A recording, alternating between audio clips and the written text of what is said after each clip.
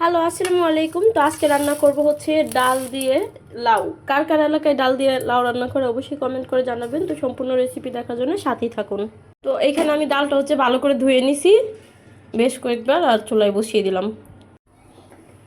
ডাল তো বলে ফুটে আসছে, এখন আমি এর মধ্যে দিয়ে দিচ্ছি হচ্ছে হলুদ। বেশি দেওয়ার দরকার নাই। দিয়ে দিলাম হচ্ছে লবণ,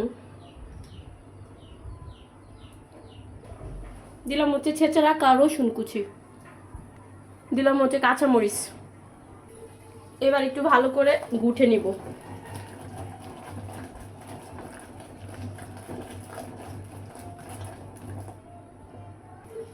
তো এখন দিয়ে দিব হচ্ছে ধুয়ে রাখা লাউ।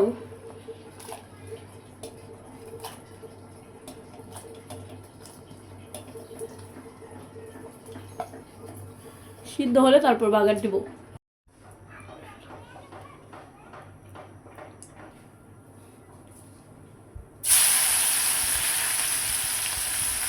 এখানে কিন্তু রসুন দিচ্ছি আমি, আর দিয়ে দিব হচ্ছে অনেকটা পেঁয়াজ।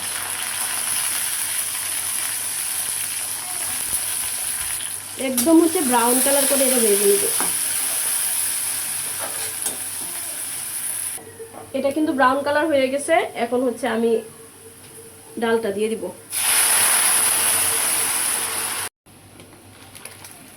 এবার উপরে একটু ধনিয়া পাতা দিয়ে এটা নামিয়ে নিব।